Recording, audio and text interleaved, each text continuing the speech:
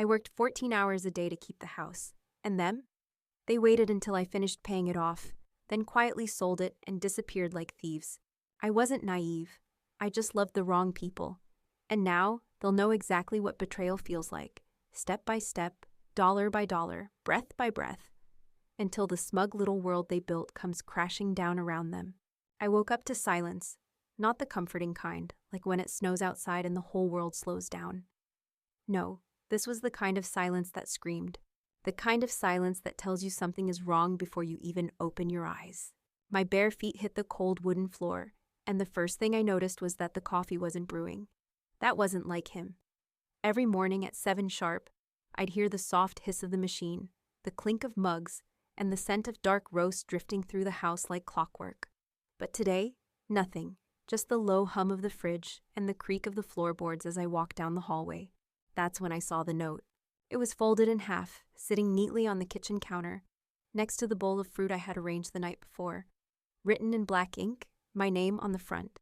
Not honey or babe or even mom, just my name, cold and detached. I opened it with fingers that had already started to tremble. We sold the house. Don't try to find us. This was the best decision for everyone.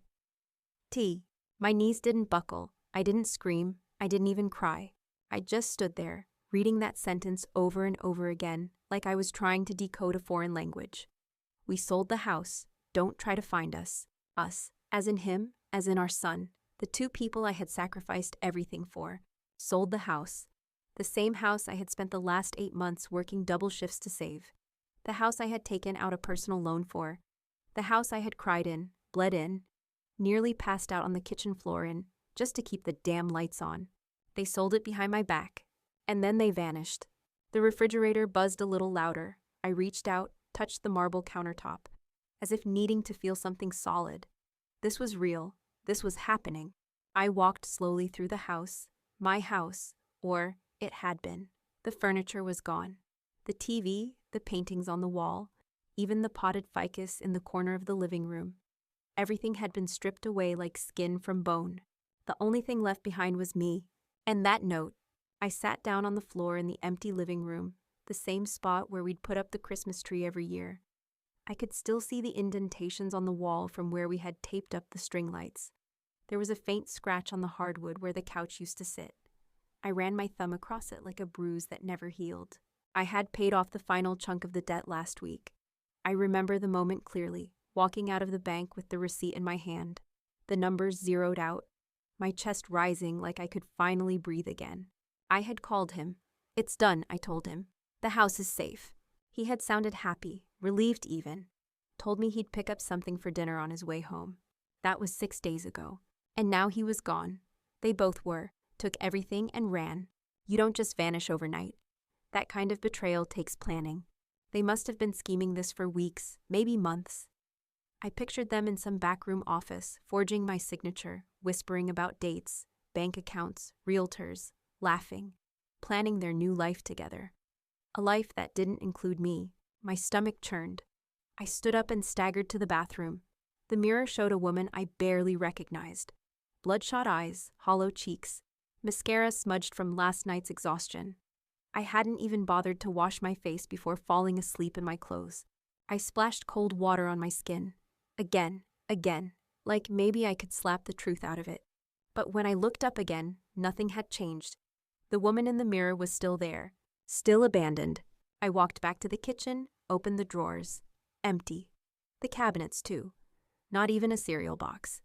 They had cleaned out everything, except for a chipped coffee mug at the back of the shelf, the one I always used.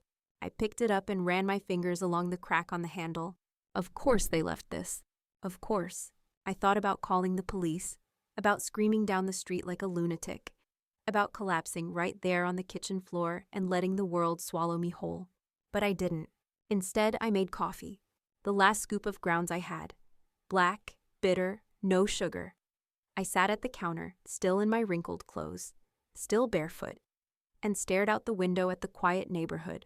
Lawns trimmed, mailboxes full, dogs barking in the distance. Everything so normal, as if the world hadn't just been ripped open at my feet. I held the mug close and took a long, deliberate sip. It scalded my tongue. I didn't care. Let it burn. They thought they won. They thought I was the fool who paid off their debt and gave them freedom. But what they didn't know, what they could never have known, was that I had already seen the signs. The late-night phone calls, the sudden interest in paperwork, the way our son stopped calling me Mom and started calling me by my first name. I wasn't blind, I was quiet. There's a difference. I had started making copies of everything 2 months ago, titled files, marked dates, printed statements. Even the conversation he had with the buyer in the garage, I had recorded it. Don't ask me why, I just had a feeling.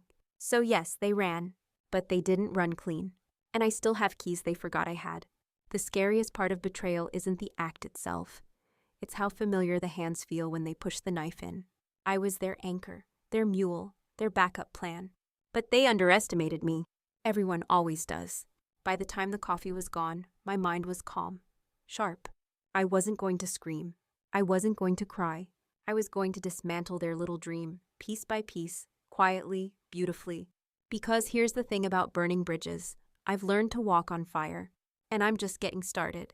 They always think you'll break first, that you'll scream, throw something, call a lawyer, or maybe your pastor, cry to a neighbor, sit on the front porch in your bathrobe, and let grief eat you alive in public. But I didn't do any of that. I let the silence sit with me like an old friend. I made my bed, folded the sheets with military corners, cleaned the coffee mug. Then I pulled out the box I'd hidden behind the dryer vent in the laundry room, the one they never knew existed. Inside was everything. Months ago, something inside me clicked. It wasn't a voice, more like a gut shift. A tug at the base of my spine that whispered, "Pay attention." At first, I thought I was being paranoid. I mean, these were my people. My husband of 16 years. My son. The baby I brought home from the hospital swaddled in blue and shaking his tiny fists at the world. The boy I spoon-fed mashed peas and walked to school on rainy mornings. But then came the signs. Small at first, a strange transaction on our shared card, him locking his phone the moment I walked into the room, a missed mortgage payment he swore was just an auto-draft hiccup. Then larger things, a new email account, a key missing from the drawer, my son avoiding eye contact when I talked about refinancing. They thought I didn't notice, but I noticed everything. I started documenting, not because I planned revenge, not yet, but because I knew. I didn't know what I knew, but I knew something wasn't right, so I began compiling.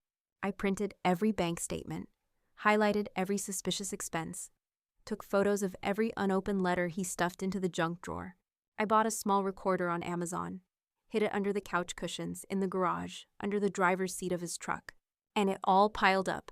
The late-night phone calls, the muttered conversations behind closed doors, him whispering to our son, "Just a little longer. Let her finish it." Let me finish. What? Paying off the mortgage? Paying off their way out? One night, I woke up to the glow of his laptop screen. He didn't hear me behind him. I saw the real estate portal before he could slam it shut. He said it was just curiosity. Right. I didn't say anything. Instead, I called a friend of mine, Sandy. She works at the county clerk's office. I asked if she could pull the title history on our home. She did, and that's when I saw it. 2 weeks prior, he had forged my name, on an early transfer agreement, a quiet signing, a placeholder document that gave him the right to sell without me knowing. It hadn't finalized yet, but it was enough. Enough for me to stop being scared. Enough for me to start preparing. I rented a storage unit under a different name, moved important heirlooms there, my mother's photo albums, Dad's military medals, the quilt Grandma made when I was 12. I left the worthless things behind, the things they thought I'd care about, the TV, the china set, the stuff you can buy again. I didn't want stuff. I wanted evidence. I went to a notary 2 towns over, had every file time-stamped, sealed, and uploaded to a cloud account they didn't know existed. I met with a legal aid center, pro bono, and learned more about fraud than I ever wanted to know. Forgery, title theft, spousal asset manipulation. It was all there. They thought I was scrubbing grout and making tuna casseroles while they built their escape plan. But I was building a case. The night before they left, he kissed me on the cheek, called me babe, asked if I needed anything from the grocery store. I asked for lemons. He brought home wine, expensive wine, a bottle we couldn't afford 6 months ago. He opened it like it was a celebration. I drank one sip. It tasted like ash. He smiled at me and said, "You've been working too hard. It's almost over." He meant the debt. But I looked at him and thought, yes, it is. After they disappeared, after the note, after the first wave of rage passed over like a firestorm, I got to work. First, I froze the bank accounts. They didn't expect that. But I had created a separate savings months ago in my maiden name. And when I alerted the fraud division, they froze every joint asset just in time. I watched the transaction logs. They tried to drain it at 6:03 a.m. Denied. Next, I filed a property fraud affidavit with the county. I had the notary stamps, the recordings, and Sandy's report. And I filed a police report, not because I thought they'd be caught yet, but because I wanted a paper trail, a time-stamped moment that proved I didn't go down without swinging. The hardest part wasn't the legal side. It wasn't the banks or the passwords, or even the endless forms. It was the ache, the betrayal, the wondering, when did I stop being family? Was it gradual? Was there a conversation, a moment where they looked at each other and decided I was the extra weight? My son. He used to bring me dandelions in a paper cup. I still had one of his drawings on the fridge until last week. A crooked house, stick figure me smiling like an idiot. Did he help carry the boxes while I was at work? Did he laugh when they locked the door for the last time? Or was he silent? I hoped, deep in some foolish maternal place, that maybe he had hesitated, that maybe a piece of him still remembered who I was. But I wouldn't bet on it. I slept on the floor the first night. No furniture, just a blanket from the hallway closet and the sound of the ceiling fan spinning like a lazy blade above my head. But I didn't cry. I refused to cry. Instead, I opened my laptop and pulled up the file folder titled Insurance, Just in Case. Inside, copies of forged documents, audio files with date and location tags, screenshots of text messages, photos of receipts and emails, my affidavit, a witness statement from Sandy, a perfect little digital bomb. They thought they buried me, but I was just planted. I'm not going to chase them. I won't scream into the wind or beg them to come back. No, I'm going to let the weight of their choices come crashing down on them like thunder in a quiet room. One legal motion at a time, one document at a time, one truth at a time. Because this isn't over. This is the beginning, and I haven't even turned the page yet. They came back, not to apologize, not to explain. They came back to gloat. 2 weeks after the note, after the furniture disappeared, after the silence settled in like dust, I saw the car, his car, pulling into the driveway like nothing had happened. As if this was still his house, as if I hadn't just watched my life get gutted from the inside out. The nerve. I watched through the slit in the curtains as he stepped out, sunglasses on, smirking like he had just won something. Like this was a victory lap. And then the passenger door opened. My son climbed out. He looked older, colder, not in years, but in something else. Something hard, something rehearsed. They walked up to the porch, laughing about something I couldn't hear. He had a paper bag in one hand, probably lunch, and a manila folder in the other. My stomach turned. I didn't move from the window. I didn't open the door. I let them knock. Let them stand there. 3 knocks, then 4 more. Then silence. Then, of course, the call. My phone buzzed like it was surprised I hadn't already answered. I let it ring. He called again. Finally, I picked up on the 3rd try. "Open the door," he said, like it was a suggestion. I didn't. "I just want to talk," he added. "We thought you might be, upset." Upset. Like someone had spilled coffee on my favorite sweater. Like I was being dramatic for not appreciating their little real estate stunt. I held the phone to my ear and said nothing. Then I hung up. 2 minutes later, they were back in the car. I stood in the living room and stared at the door, waiting for something to snap inside me, for the rage to return, for the grief to come crashing back in waves. But there was nothing, just a strange kind of amusement. They really thought I was still the same woman who baked them lasagna and folded their socks. The one who whispered encouragements during hard times, who covered for their mistakes, who paid their debts with a tired smile and a bleeding wallet. They thought they broke me. What they didn't realize, what people like them never realize, is that a person can survive anything once they've stopped expecting loyalty. That weekend, I got the email. It came from an address I didn't recognize, but the subject line was unmistakable. Property transfer dispute, response required. They were trying to challenge the freeze I'd placed on the house sale. I opened the file. The argument was simple. She signed. She agreed. She knew. It was a lie dressed up in polite legal jargon, written to make me look like the hysterical ex, the bitter woman who couldn't let go. They even included a digital signature, my name, scrawled across a PDF, the same signature I'd already proven was forged. I smiled. Let them keep digging. The next time they showed up, they brought someone with them, a real estate attorney. Younger guy, shiny shoes, Bluetooth in his ear. He didn't even look at me when I answered the door, just handed me an envelope and said, "You're being uncooperative. This could go to court." I leaned against the doorframe and asked, "Would that be before or after the investigation for wire fraud?" He blinked. I stepped back and motioned toward the living room where a stack of files sat open, each one marked, signed, notarized, time-stamped. "Tell your clients," I said. "I'll see them in court." Then I shut the door in his face. Later that night, I checked my cloud backup again, not because I doubted my case, but because I wanted to feel it all again. The truth, the facts, the digital fingerprints of their betrayal. Click. There was the audio clip, dated, labeled, "We just need her to pay it off. Then we list it. She won't ask questions." Click. "Mom doesn't know anything. She's obsessed with keeping this house. She'll do it without thinking." Click. Silence. And then my son's voice. "She's not gonna fight back. She never does." That one stayed with me. He said it like it was a joke, like it was funny, like I was some pathetic afterthought they'd grown bored of. That night, I didn't sleep. I stared at the ceiling and thought about all the little ways people chip away at you before they push you off the cliff. How you stop speaking up.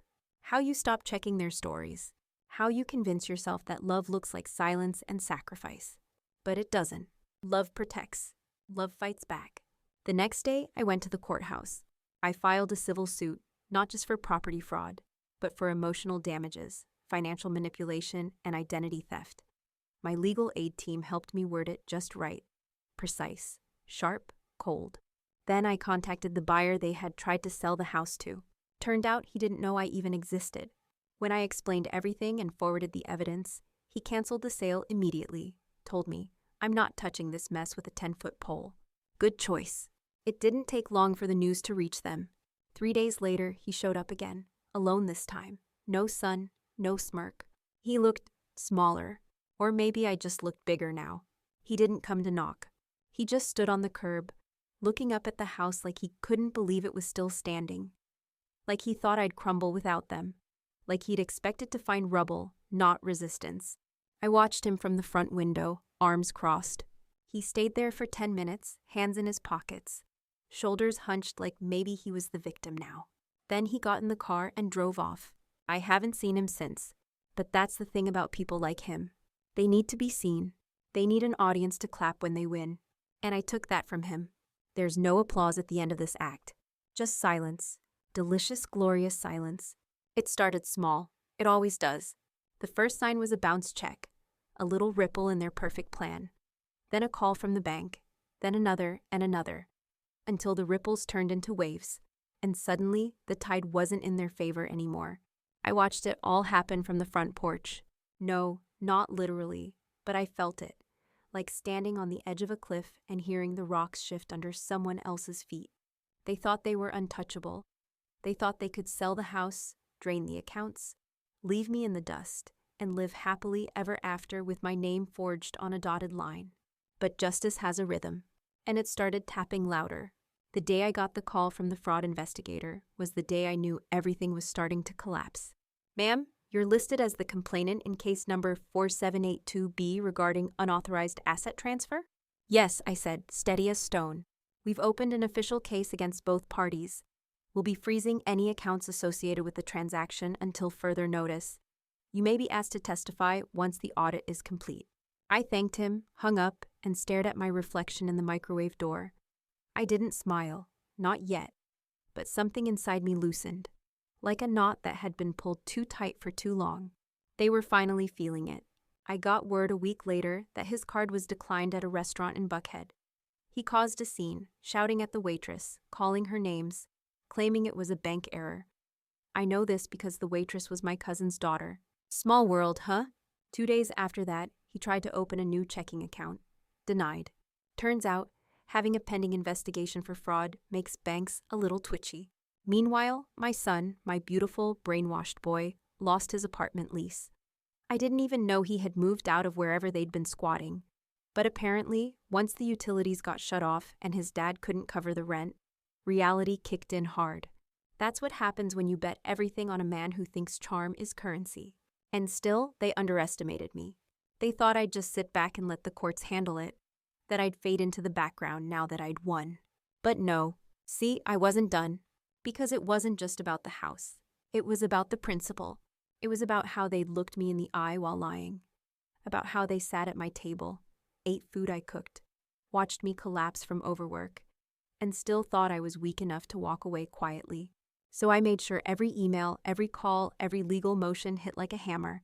The deposition was scheduled on a Thursday morning, 10 a.m. sharp. I wore black. Not for mourning, please, but for war. He showed up 15 minutes late, with a cheap lawyer and a wrinkled button-up shirt that looked like it had been pulled from the bottom of a laundry basket. He didn't look at me, not once. But I looked at him. I wanted to memorize his face in that moment, the way his eyes darted, the twitch in his jaw when the clerk swore us in. I wanted to remember the sound of him stuttering through questions, the way he flinched when we played back the audio recording. You know the one. She's not going to fight back. She never does. When that played in the room, something shifted. Even his lawyer winced. They tried to claim coercion, said I misunderstood the transaction, that I had given verbal consent, that maybe I was confused. I leaned forward and placed the notarized documents on the table, one by one. Forged? Backdated. Filed without my signature. My voice didn't shake. He didn't say a word. The judge requested a recess. I walked out of that building taller than I'd felt in years. Later that afternoon, I got a text. From my son. Why are you doing this? You're ruining everything. I stared at it for a long time. No greeting, no apology, no trace of guilt. Just blame. I didn't reply. Because you can't fix someone who sees your survival as sabotage. You can't teach someone respect when they've only ever seen you as a stepping stone. So I blocked the number. That night, I sat on the back porch with a glass of wine, not the cheap stuff. I'd bought myself a bottle of the good red, the kind we used to say was for special occasions. And this was one, because it was all falling apart, for them, and falling together for me. I got the final ruling 2 weeks later. The judge ruled in my favor on all counts. Fraud, forgery, unauthorized sale, emotional distress, even punitive damages. The house was reinstated in my name. Their accounts, what was left of them, were garnished. They were both fined. His credit, shot. His reputation, ruined. Word spread fast in his business circles. Turns out, nobody wants to partner with a man who screws over his own wife for profit. I got a call from one of his former clients, asked if I was interested in consulting. I said I'd think about it. People ask me if I miss them, if I miss the way things used to be. And I don't lie. I miss the version of my son who brought me flowers on Mother's Day. I miss the man I thought my husband was when he held my hand in the ER after my second miscarriage. But those were ghosts. And I'm done loving ghosts. My house is quiet now, not the kind of silence that screams, the kind that heals. I painted the walls, got new furniture, hung up a wind chime on the porch that sings when the breeze hits just right. Sometimes I hear it and remember the woman I was before the betrayal. Tired, small, grateful for breadcrumbs. Not anymore. Now I take up space. I speak loudly. I demand everything I deserve. Because here's the thing they never saw coming. I didn't want revenge. I wanted respect. And if they couldn't give it to me, I'd build a life so big, so loud, so solid. They'd hear it echo through every failure they have to carry for the rest of their lives. And they will. Oh, they will. I didn't dance when I got the ruling. I didn't scream, didn't cry, didn't punch the air like they do in movies. I just stood there, holding the envelope in my hand, feeling the weight of it. Not just the paper, but the victory, the justice, the closure. It was quiet, strangely quiet, like a storm had passed and all that was left were broken branches and clean air. The final court hearing was over in under 20 minutes. The judge didn't even let him speak much. He mumbled through a prepared statement, something about miscommunication and family disputes taken too far. I didn't flinch, because the court had already seen the receipts, the audio, the documents, the fake signatures. The lies layered like sediment. All of it laid bare. Truth isn't always dramatic. Sometimes it just is. And when it finally hits the air, the rot underneath starts to show. He didn't look at me as the gavel fell. Didn't say goodbye, not that I wanted him to. But there was something oddly poetic in how small he looked. Shoulders slumped, eyes hollow, tie crooked like a last-minute attempt at dignity. I didn't follow him out. I had my own exit, and it was nothing short of graceful. By then, people had started talking. Friends, neighbors, people who had once judged me for being too quiet, too soft, too forgiving. They reached out now with words like strong, brave, inspiring. Funny how quickly the narrative flips when you win. But I didn't need their applause. I wasn't performing. This wasn't about revenge anymore. It was about redemption. In the months that followed, I rebuilt my life piece by piece. I sold off everything that reminded me of them. His tools, his watches, the leather chair he refused to let anyone else sit in. I donated the couch they picked out together and ripped out the backsplash he'd insisted on. Every trace of their choices, gone. In its place, I chose me. I painted the walls sage green, redid the floors, planted tomatoes in the backyard, and installed a porch swing where I read books in the evening with a glass of wine and my dog at my feet. Yes, I got a dog. His name is Jasper. He's loyal, quiet, and doesn't lie to me. We understand each other. There were setbacks, of course. Healing isn't linear. There were nights I still woke up angry, sweating through the sheets, dreaming of voices that told me I was never enough. There were days I scrolled past old photos and wondered, was any of it real? But then Jasper would nudge my hand, or a friend would call, or I'd get another notification from my online store, the one I launched using the settlement money. Turns out I had a knack for handmade crafts, wood burning, personalized home signs. Stronger than before, sold out in the first week. And one afternoon, 6 months post-trial, I saw him again. Not on purpose. He was standing in the parking lot of a local hardware store, fumbling with a flyer in his hand. He looked exhausted, gaunt, older, not in the elegant, weathered way, in the way guilt wears people down. I didn't say anything, just watched him for a moment before slipping into my car. And when I drove past, he saw me. Our eyes met. I smiled. Not smug, not cruel, just free. He didn't wave, didn't nod, just stood there, watching me drive away in a car I bought with my own money, toward a life he no longer had any claim to. My son? He hasn't called. Not since the text. Not since I blocked him. I still think about him sometimes, how he laughed when he was little, how he used to fall asleep with his hand in mine during thunder. But those memories don't excuse betrayal. They don't cancel lies. And the truth is, if you stand next to someone long enough while they hurt others, you become part of the hurt. He made his choice, and I made mine. Now, when people ask me what happened, I tell them the truth. That I was used, lied to, drained financially and emotionally. That I nearly lost everything, my house, my identity, my dignity. But that I fought back. And I won, not just in court, but in life, because I built something after the fire, because I turned ashes into a garden, because I refused to be the woman left crying on the kitchen floor. I rose, and I kept rising. Every Friday, I host a dinner for women in the neighborhood. Most of them don't know the full story. Some do. They bring wine and casseroles and stories of their own. We laugh, cry, vent, and remind each other that survival isn't just about staying alive. It's about choosing to live well, to thrive, to find beauty in the ruins. One night, as we sat out on the porch watching the stars blink awake, one of the women, Claire, turned to me and asked, "Do you ever wish you could undo it all? Go back before it happened?" I thought about it. Then I shook my head. No, I said, because if I hadn't been burned, I'd never know how strong I am. This is my ending, not the one they wrote for me, not the one where I'm small and quiet and forever bleeding. Mine is loud, bright, unapologetic. Because karma isn't just about punishment. Sometimes karma is about clarity. Sometimes the best revenge isn't ruining their lives. It's refusing to let them ruin yours.